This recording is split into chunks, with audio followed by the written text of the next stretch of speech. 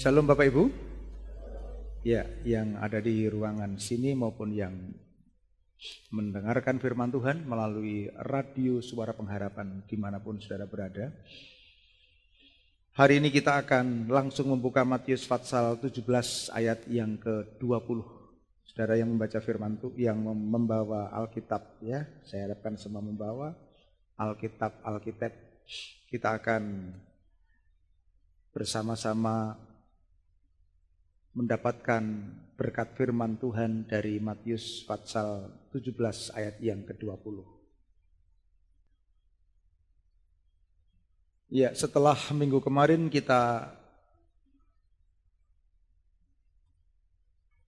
menikmati firman Tuhan tentang bagaimana Elia mendapatkan janji Tuhan dan akhirnya Tuhan menurunkan hujan atas bangsa Israel, walaupun mengalami 7 kegagalan. Namun Elia tetap percaya akan janji Tuhan. Saudara masih ingat, yang awan hanya sebesar telapak tangan. Hanya sebesar telapak tangan. Dalam sekejap mata Tuhan sanggup mengubahkan menjadi awan badai, dan akhirnya hujan turun. Dan janji Tuhan digenapi. Makanya jangan meremehkan hal-hal yang kecil. Kecil kalau dari Tuhan, Tuhan sanggup ubahkan. Amin. Kita harus peka. Manusia ini kadang pengennya lihat yang besar-besar. Makanya firman Tuhan katakan setia kepada perkara kecil. Hal yang kecil kalau dari Tuhan, Tuhan sanggup ubahkan menjadi hal yang besar. Saudara, mari kita baca bersama-sama Matius pasal 17 ayat yang ke-20. Ia berkata kepada mereka, karena kamu kurang percaya. Sebab aku berkata kepadamu, sesungguhnya sekiranya kamu mempunyai iman sebesar biji sesawi saja, kamu dapat berkata kepada gunung ini, pindah dari tempat ini ke sana, maka gunung ini akan pindah dan takkan ada yang mustahil bagimu. Wah. Saudara, saya sebagai hamba Tuhan tertantang sekali untuk mengetahui lebih dalam tentang ayat firman Tuhan ini. Memiliki iman sebesar biji sesawi, namun dapat berkata dan memindahkan gunung. Saudara, kalau kita lihat nats ayat ini dilatar belakangi ketika Yesus sedang melayani banyak orang dan datang kepadanya seorang yang datang pada Yesus karena anaknya sakit ayan. Sangat menderita, jatuh ke dalam api dan air. Dulu sudah pernah saya khotbahkan.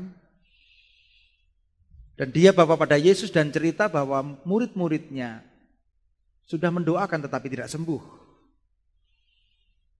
Lalu Yesus dengan keras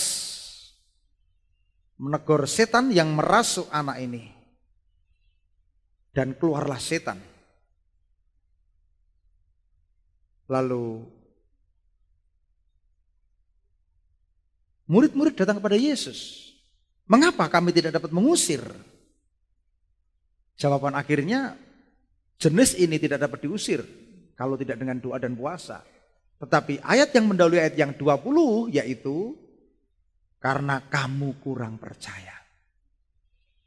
Jawaban ini ditujukan kepada murid Yesus. Karena kamu kurang percaya. Ya. Jadi masalah yang terjadi pada iman kita yaitu kurang percaya. Bukan hebatnya setan.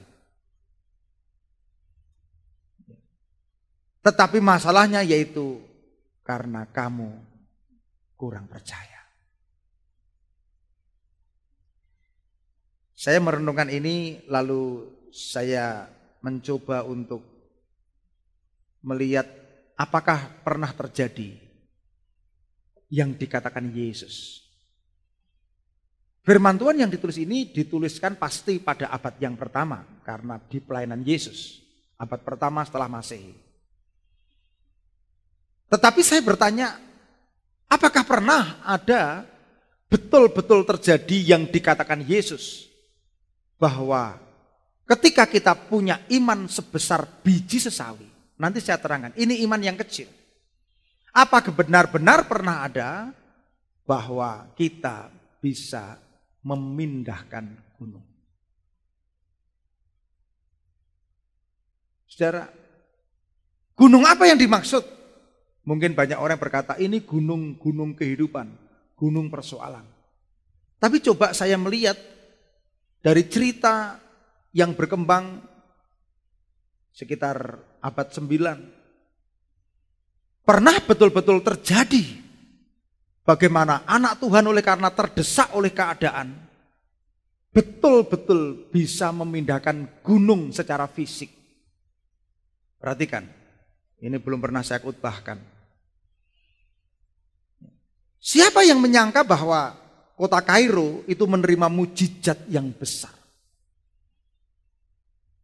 Di mana pegunungan Mokatam ini terletak di bagian timur Kairo. Gunung Mokatam ini pernah pindah sejauh 3 kilometer. Saudara tahu jarak dari Tugu Gunungan sampai Tugu Wedi ini 1 kilo. Berarti kali 3. Sudah pernah terjadi gunung pindah 3 kilometer. Ya. Saya lihat dari berbagai macam sumber, saya banding-bandingkan, memang ada sedikit versi yang berbeda, tapi intinya sama. Intinya sama. Di mana pada abad sekitar 9, ini Mesir itu di bawah kekuasaan kekhalifahan dari sekte Fatimiyah yang menyebarkan agama baru, yaitu agama Islam. Di mana penduduknya di Mesir pada waktu itu mayoritas ini beragama Kristen, Koptik. Di mana pusatnya ini ada di Alexandria dan dipimpin oleh seorang patriarch yang ini sejajar dengan Paus yang bernama Abram. Jadi pemimpin agama Kristen ini bernama Abram, patriarch. Ya. Sehingga pada saat itu memang mayoritas penduduknya Kristen Koptik. Nah, pada saat itu Khalifah Fatimiyah yang bernama Al-Muiz sedang memperbesar kekuasaannya, membangun kota baru di Mesir. Dan Khalifah ini memang seringkali mengundang tokoh-tokoh Kristen untuk berdiskusi. Ya. Berdebat tapi secara fair tentang ajaran-ajaran agama Kristen. Dan pada masa itu adalah hal yang biasa. Ini. Lalu di situ ada orang bernama Ibnu Kilis. Sebelum Mesir jatuh di tangan khalifah, jabatan Ibnu Kilis sebelumnya yaitu gubernur. Dan dia ingin mempertahankan jabatannya. Makanya untuk melancarkan tujuan pribadinya ini, lalu dia memberitahu kepada sang khalifah bahwa di dalam Injil Matius pasal 17 ayat 20 ini firman Tuhan berkata bahwa gunung ini bisa pindah. Ini yang dikutip. Ini yang dijadikan diskusi.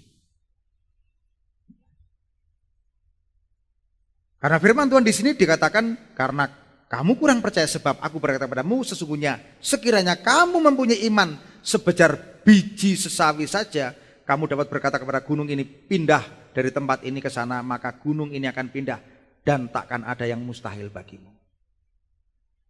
Lalu sang khalifah ini minta konfirmasi kepada Patriarch Abraham.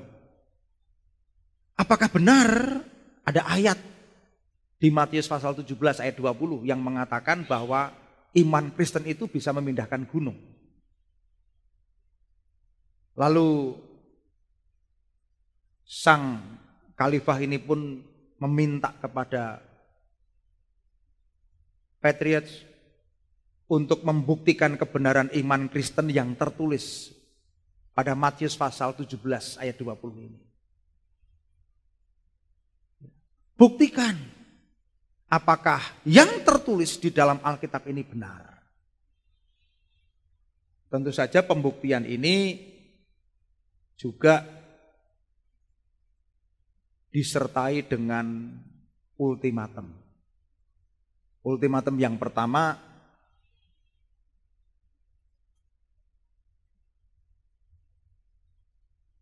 kalau tidak bisa membuktikan ayat firman Tuhan ini, maka seluruh umat Kristiani di Mesir harus meninggalkan ajarannya, Kristennya, berpindah memeluk agama Islam. Yang kedua, alternatif kedua, apabila tetap mempertahankan Kristennya, maka harus keluar dari tanah Mesir. Keluar, pergi ke negara lainnya. Ultimatum yang ketiga, apabila opsi 1 dan 2 tidak mau memenuhi, maka akan berhadapan dengan pedang. Berarti kematian. Wah, saudara tahu, demi mendengar ultimatum ini, maka sebagai pemimpin agama, lalu Abraham, sang patriark ini meninggalkan sang khalifah dan pergi ke gereja. Nama gerejanya ini gereja Al-Muwalah, atau gereja gantung, atau gereja sampah. Saudara, ini gereja yang unik. Gerejanya ini kenapa dinamakan gereja gantung? Karena memang gerejanya seperti gua menggantung. Dikatakan gereja sampah karena memang mayoritas penduduk di situ ini mayoritas adalah pemungut sampah. Tetapi di situ mayoritas adalah orang-orang Kristen. Ini. Jadi gerejanya ini seperti gereja gua. Tempat duduknya sangat banyak, ribuan.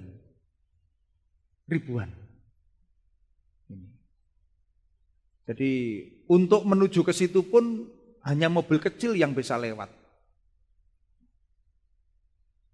Saya pernah ke situ.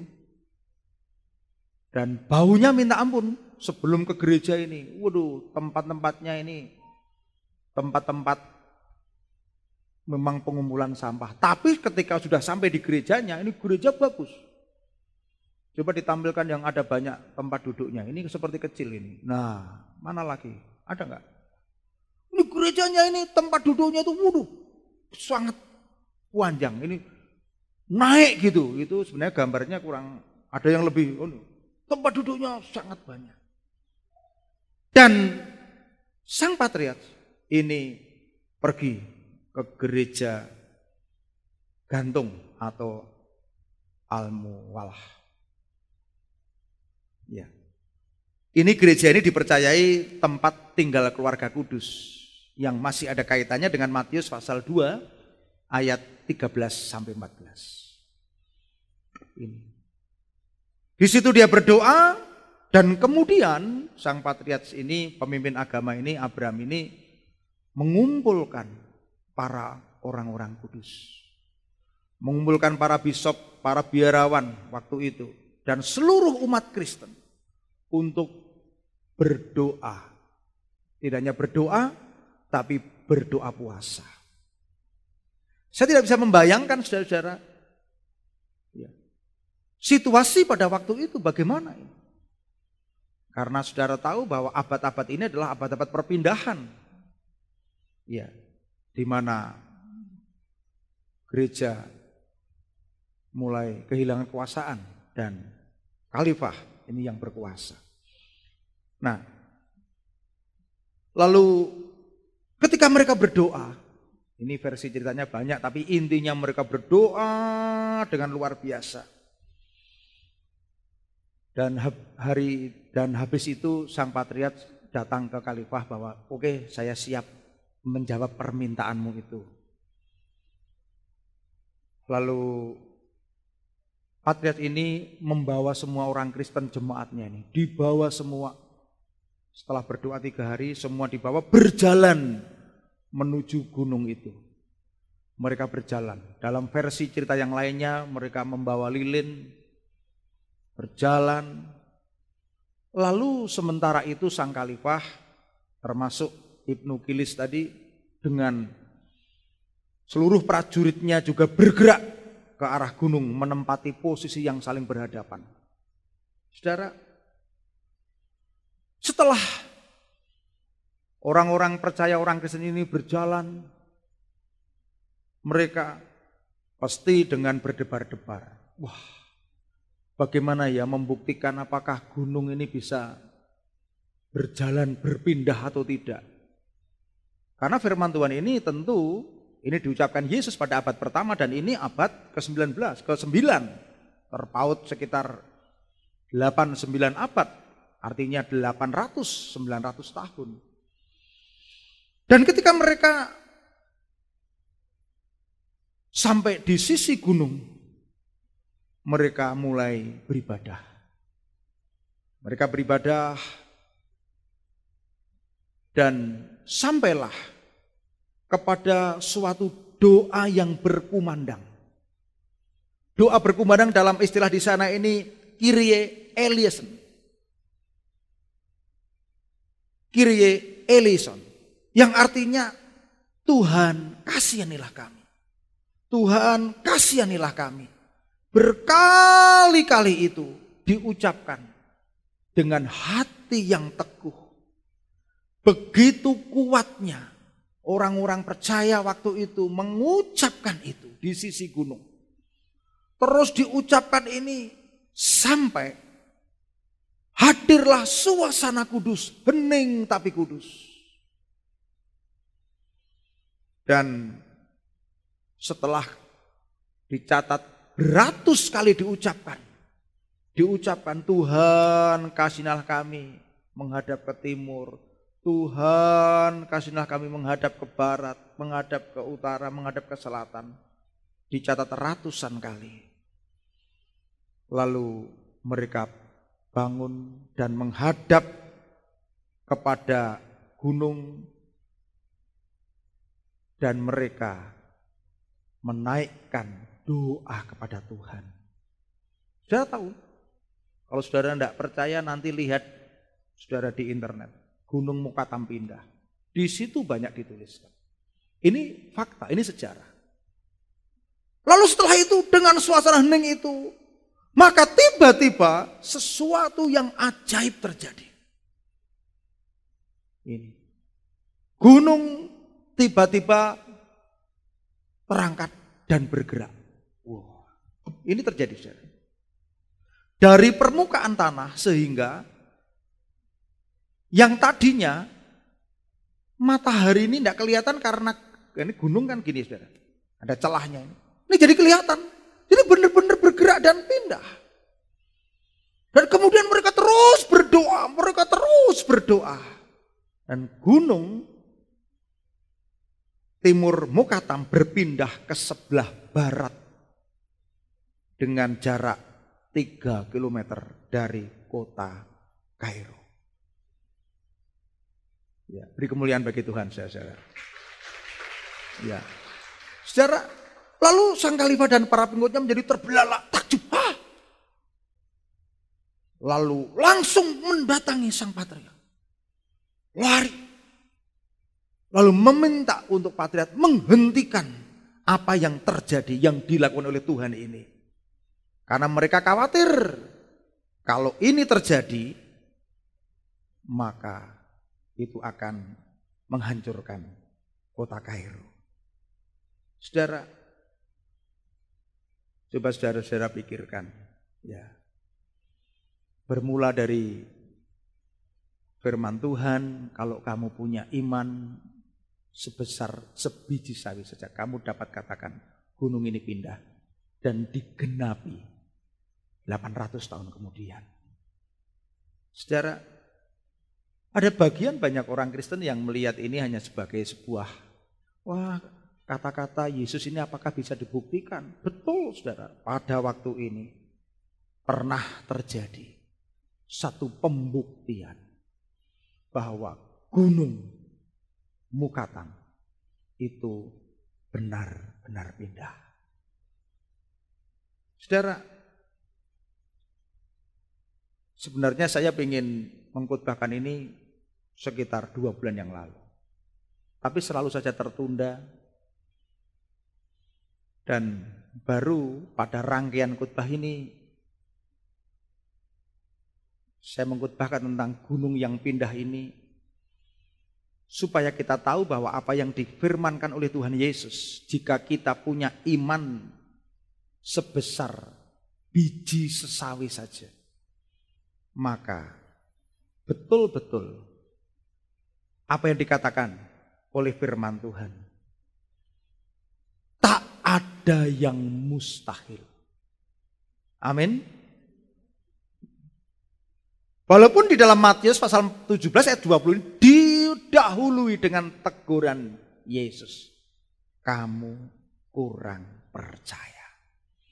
Sama dengan teguran kepada murid Yesus ketika ada di dalam perahu, hai kamu yang kurang percaya. Saudara, apa yang saudara pikirkan ketika saudara mendengarkan tentang hal ini?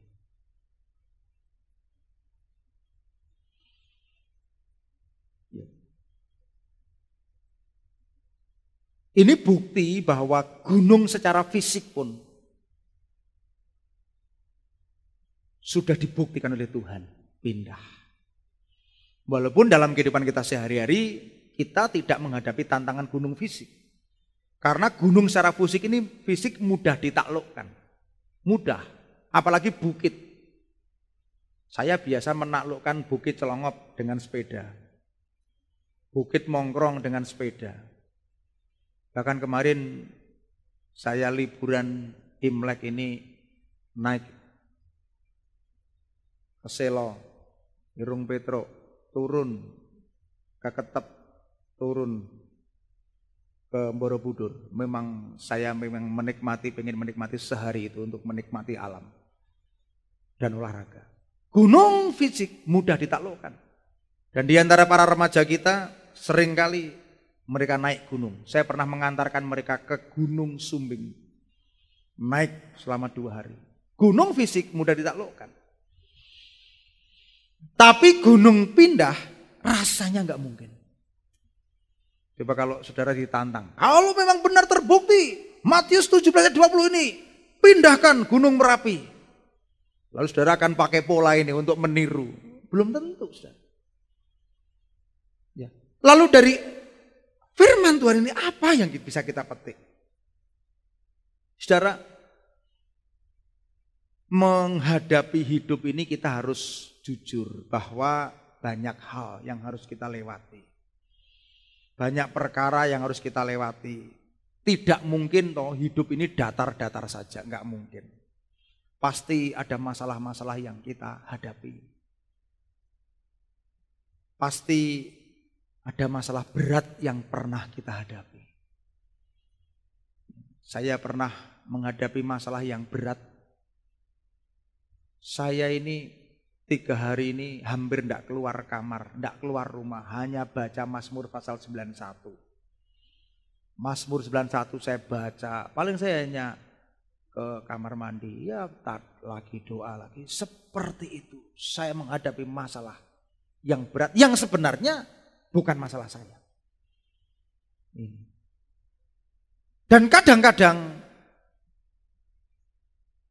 kita mengalami masa yang namanya kurang percaya. Tapi selama kita percaya bahwa Tuhan yang kita sembah adalah Tuhan yang menggendong kita, maka sebenarnya kita harus percaya bahwa Tuhan itu mampu mengatasi masalah kesulitan yang kita hadapi. Amin. Ya. Tipisnya iman membuat yang sebenarnya itu hanya bukit landai, sebenarnya hanya terjal sedikit, tetapi kadang-kadang menjadi gunung yang tinggi. Saudara, ada loh orang-orang yang menghadapi masalah kecil tapi dibesar-besarkan. Apalagi masalah kecil mengenai kelemahan orang. Wah, dibesar-besarkan. Masalah yang tidak perlu dibesar-besarkan, ditinggi-tinggikan. Akhirnya membuat problem. Sepertinya masalahnya jadi besar. Kalau udah sepertinya besar, sepertinya tidak mampu menghadapi dan akhirnya kurang percaya. Karena ketidakpercayaan adalah masalah utama. Masalah utama dari kekristenan yaitu tidak percaya. Ya, saudara, kalau kita lihat problem yang dihadapi orang Kristen waktu itu, bukan Yesus yang menghadapi, orang Kristen. Itu adanya sebuah kepercayaan. Di mana di dalam Matius pasal 13 ayat 57-58 itu dikatakan nabi dihormati di mana-mana kecuali di tempat asalnya sendiri dan di rumah mereka. Perhatikan, orang-orang waktu itu kenapa tidak bisa percaya pada Yesus? Karena dia melihat, oh ini Yesus kan hanya anaknya Yusuf tukang kayu. Ya. Ini Yusuf tukang kayu. Ini Yesus anaknya Yusuf tukang kayu. Lalu ketika mereka melihat Yesus, mereka tidak percaya. Kalau tidak percaya, akhirnya mereka tidak menikmati anugerah. Mereka tidak menikmati mujizat. Makanya ada juga loh, sekarang ini banyak anak Tuhan, banyak hamba Tuhan yang mengatakan tidak pede ya, menjadi gembala, menjadi hamba Tuhan di sekitar lingkungan sendiri tidak pede, tidak percaya. Lalu banyak teman saya ngomong, wah sulit Pak kalau merintis di daerah sendiri, siapa bilang?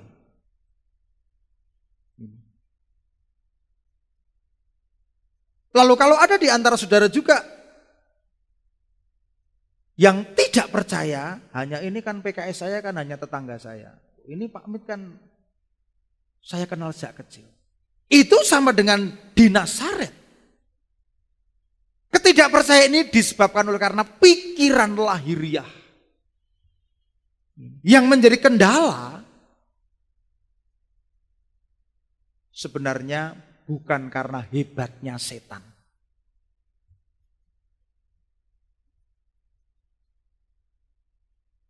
Lalu, wah kalau yang jenis ini tidak bisa diusir kalau tanpa kuasa.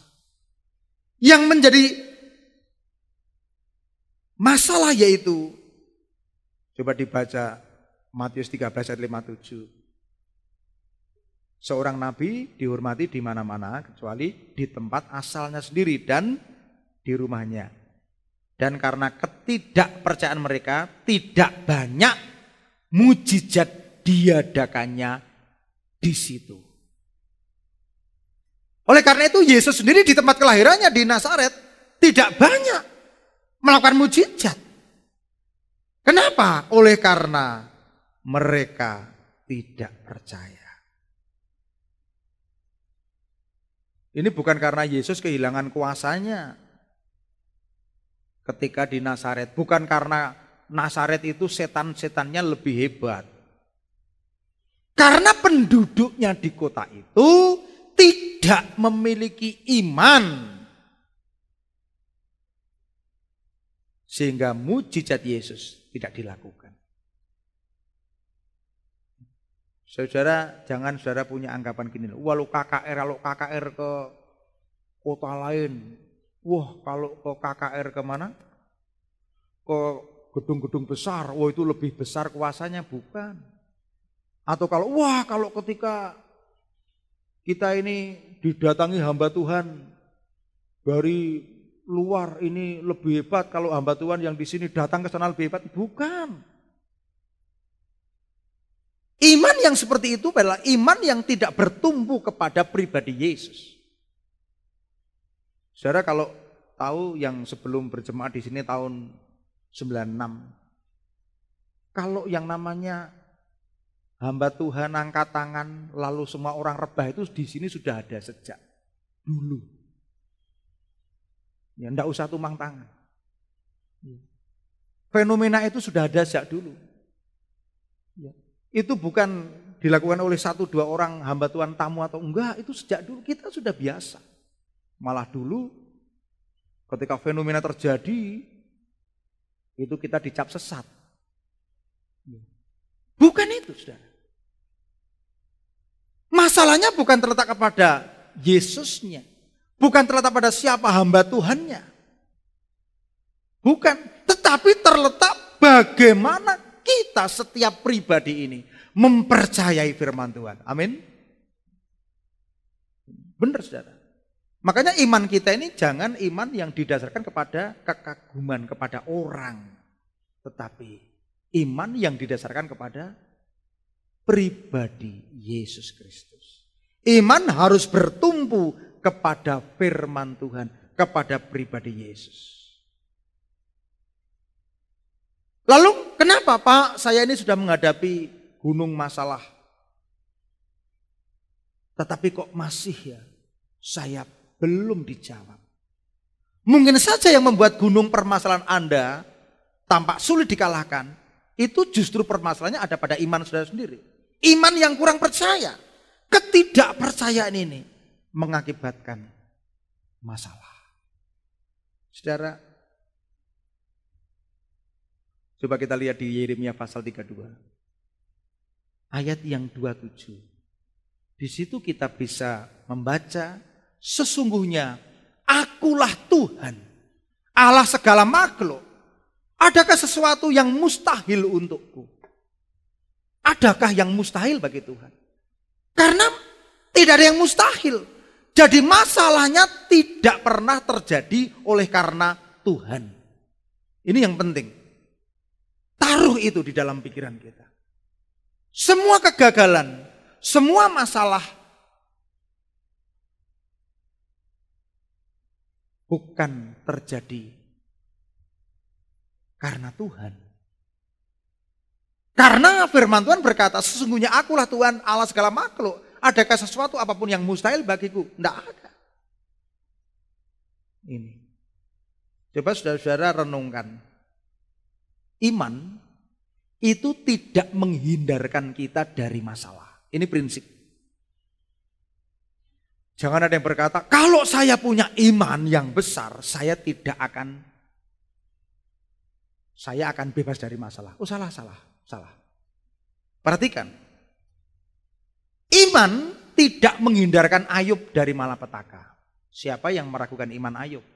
Ayub orang yang punya iman. Tapi iman itu tidak menghindarkan Ayub dari malapetaka.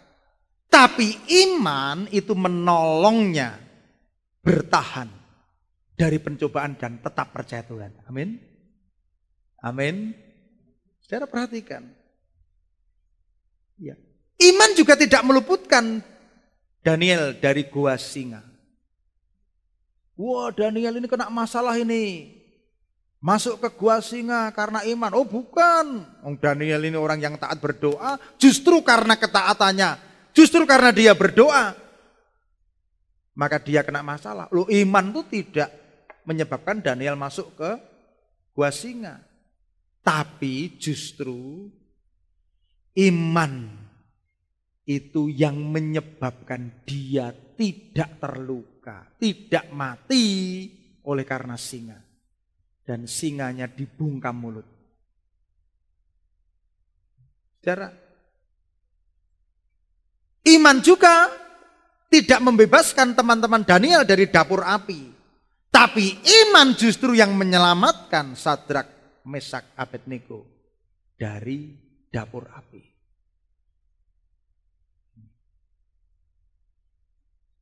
Iman juga tidak meloloskan Stefanus dari perajaman batu. Tetapi iman yang memampukan Stefanus untuk mengampuni para pelakunya dan menjadi saksi Kristus sampai detik akhir hayat hidupnya. Jadi ini yang perlu kita tahu bahwa iman itu tidak menghindarkan kita. Coba dari cerita tadi kita bisa melihat walaupun mereka punya iman, iman tidak menghindarkan mereka dari masalah. Suruh membuktikan gunung pindah itu bagaimana, saudara? Berarti ketika kita punya iman, kita juga pasti menghadapi segala macam ujian. Makanya butuh ketaatan, butuh kerendahan hati. Saya percaya pasti ada maksud Tuhan kenapa kita terus-menerus dibangun Tuhan dalam masalah iman. Sekali orang tidak percaya, masalah. Ini. Makanya saya ulangi lagi, iman juga tidak akan membebaskan kita dari gunung masalah. Ya, Anda keliru kalau iman membebaskan dari gunung masalah, bukan. Ini. Iman juga bukan tentang bagaimana kita lari dari pencobaan. Bukan. Melainkan bagaimana kita dapat mempercayakan hidup kita seutuhnya kepada Tuhan. Makanya untuk memindahkan gunung ini tidak butuh iman yang besar. Butuh iman yang hanya sebesar sebiji sesawi. Ini adalah benih tumbuhan yang terkecil di dunia. Saya sempat buat paparan kalau saudara pengen teksnya khotbah ini setiap minggu ada. Tapi kadang-kadang teks khotbah ini tidak semuanya saya khotbahkan. Karena memang saya pengen nanti setelah kita setahun kita punya kumpulan khotbah ini ada 52 judul. Saudara, saya tidak akan banyak bicara tentang biji sesawi.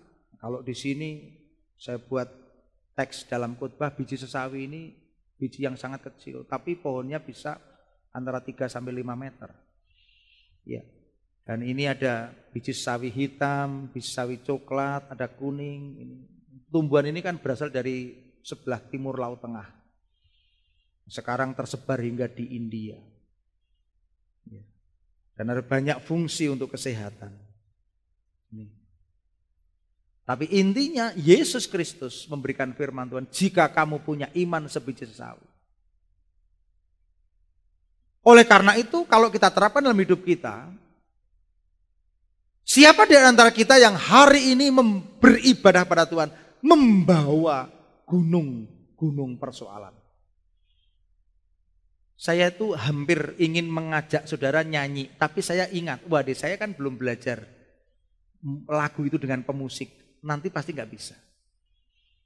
Karena beberapa waktu yang lalu saya WA-an kepada seorang teman ini, teman pelayanan remaja, sekarang dia jadi gembala di Salatiga, namanya Mas Nobo. Dia jarang WA saya, ketika dia WA dia ngomong, Pak Mit hafal nggak lagunya itu Pak, yang lagu dulu yang kita nyanyikan. Lagunya itu gini. Siapa sanggup memindahkan gunung hidupku, mengatasi rintangan di jalan laksemu. Siapa lupa saya.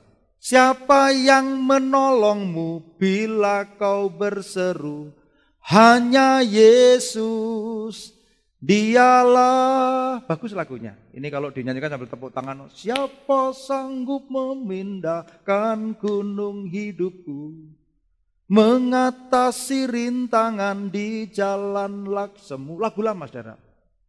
Siapa yang lupa ya. Itu ada baitnya, 3 bait ini. Hanya Yesus, dialah, dalam tangan Yesus terengkuh semua kuasa, air menjadi anggur dan penyakit hilanglah. Dalam tangan Yesus, lupa lagi. Saya senang menyanyikan, hanya lupa aja. Ini bagus sekali. Ini lagunya saya masih ingat, kasetnya Sumberia. Lagu ini sungguh membangun saya ketika saya remaja. Saya sering menyanyikan lagu ini. Di tengah-tengah bagaimana saya kehilangan seorang figur, seorang ayah. Ya, dengan kondisi jemaat yang masih kecil, ibu menjahit mempertahankan hidup. Waduh, ini tidak mudah, saudara. Saudara,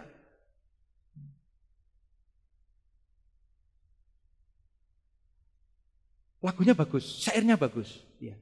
Jadi minta tolong ya, kalau ada di antara, ada nggak yang WL-nya yang bisa? Kalau saudara lahir di tahun itu bisa, Titus bisa nggak? Ya, iya. Saudara, marilah kita berpikir, jangan melihat kepada masalah sebagai sesuatu yang lebih besar dari Tuhan. Jangan pernah melihat bahwa masalahmu itu lebih besar daripada Tuhan. Kalau kita sering melihat masalah, mikir masalah, ngelihat masalah, masalah akan semakin besar. Ya. Yang perlu kita pikirkan yaitu Yesus lebih besar dari masalahmu. Amin. Makanya ada lagu Yesus lebih besar, Yesus terlebih besar. Itu nyanyi sambil iman kita berkata, masalah engkau kecil, masalah kamu kecil. Iya. Kalau kita sering memperbesar masalah, lalu kita melupakan Yesus. Sehingga masalah yang kecil-kecil jadi besar. Kecil-kecil jadi besar. Ini. Orang Kristen yang mengerti tentang ini sebenarnya. Biji sesawi ini berarti biji yang kecil tapi bulat. Biji kecil tapi bulat. Bulat berarti, kalau dalam bahasa ini imannya itu mantep, gembleng. Ngertos nggih Bapak Ibu? Gembleng. Wah, pokoknya imannya ini di dalam Tuhan. Walaupun kita punya iman sederhana, nggak usah muluk-muluk. Tapi kalau kita punya iman yang bulat. Makanya di dalam teks Alkitab hanya 2 kali Yesus itu memuji iman yang besar. Pertama kepada perwira yang hambanya sakit.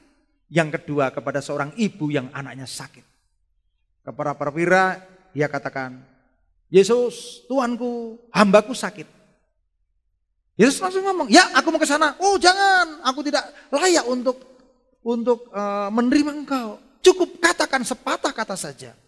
Sampai Yesus heran, iman sebesar ini tidak aku dapati di antara orang Israel. Saudara, kenapa banyak orang yang imannya menjadi kecil? Karena imannya itu tidak diletakkan di bawah kaki Yesus. Imannya diletakkan pada kekuatannya sendiri. Sekarang ada ceramah-ceramah, percaya diri, percaya diri. Waduh, ini kelihatannya bagus. Tapi saya pesen ya, jangan pernah mengagumi ceramah-ceramah yang saudara-saudara hanya berpusatkan kepada kekuatan laten jiwa. Kekuatan motivasi. Kemarin saya diminta khotbah di satu kelompok pengusaha. Di dalam pengantarnya dia mengatakan, Mari kita saatnya untuk mendengarkan motivasi dari hambanya. Wah, saya langsung habis ibadah saya tegur. Sini, ya Pak, jangan pernah ngomong motivasi. Firman Tuhan itu berkuasa untuk mendidik orang di jalan yang benar, memperbaiki kelakuan, menyatakan kesalahan, mengubahkan kehidupan. Amin. Bukan motivasi. Makanya kalau kita terus-menerus tidak ada kerendahan hati, selalu berpikir saya bisa, saya kan pintar, saya kan berhikmat, saya kan kreatif, ya baik. Tapi letakkan semua hidupmu, semua yang kamu bisa itu di bawah kaki Yesus. Karena apa? Sebenarnya kalau dibandingkan dengan kuasa Yesus tidak pernah ada apa-apanya. Makanya orang yang sombong itu akan jatuh. Saudara, oleh karena itu ketika kita punya iman biji sesawi, pasti cirinya kita hanya bergantung pada Tuhan. Amin. Coba, saudara,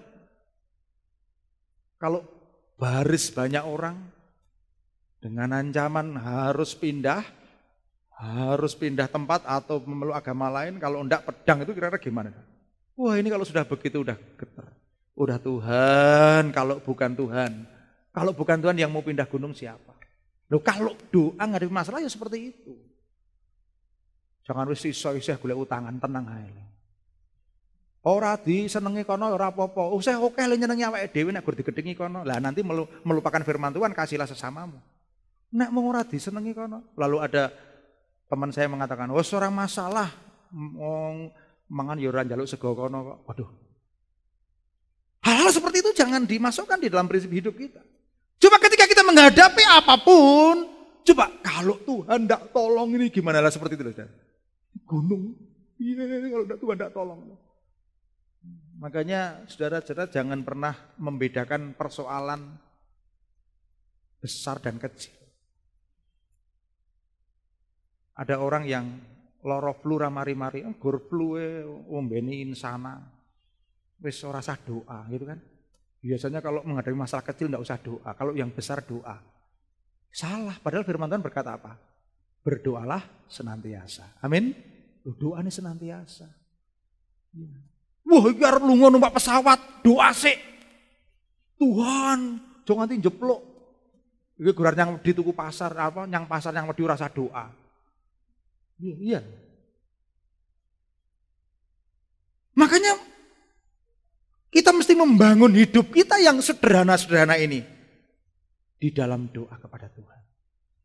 Makanya kemarin saya umumkan, yuk kita bangun kebiasaan baru. Di mana itu? Di Korea ini saudara, gereja itu tidak pernah sepi. Saya ini lagi berpikir caranya bagaimana ya, supaya orang itu dari mampir sebelum pulang mampir doa sebentar. Ya. Supaya gereja ini terus ada yang doa. Makanya kemarin saya umumkan, habis nyanyi Mars Fajar Pengharapan, jangan langsung pulang. Duduk dulu, doa dulu. Mau semenit, 2 menit, tapi yang jelas kita tuh mau. Saudara datang ke gereja, usahakan tidak terlambat. Sudah tidak terlambat itu aja sudah merupakan poin plus bagi Tuhan. Engkau menghargai Tuhan daripada sekedar menghadapi sekolah. Sekolah aja tidak pernah terlambat. Datang doa. Ya. Terapkan iman yang kecil, iman sederhana, iman sebiji sesawi ini, biji sesawi ini di dalam kehidupan yang simple, yang simple. Ketika kita punya masalah, selalu kita dari mulut ngomong Tuhan tolong. Ketika ada pergumulan dikit, Tuhan tolong. Saya ini punya Bapak Pendeta Sutopo yang dulu ngerintis di sini. Sering kali saya ini melihat teladan iman yang luar biasa. Saya ini dipaksa kalau pagi bangun mesti doa jam 5. Anak sekarang gara-gara corona mengesahkan bangun jam 11 siang.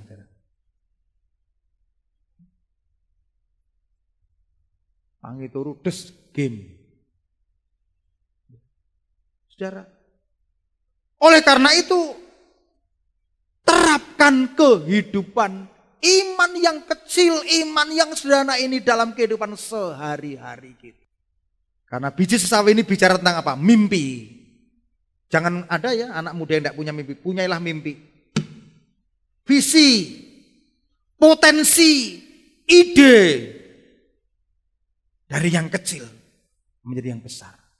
Dan kita berdoa supaya biji sesawi ini jatuh di tanah yang subur. Saudara, dari khotbah pada pagi hari ini saya rindu saudara menangkap. Iman walaupun hanya sebiji sesawi saja dapat memindahkan gunung. Mari kita berdiri, kita angkat tangan kita pujikan. Yesus terlebih besar, Yesus terlebih besar.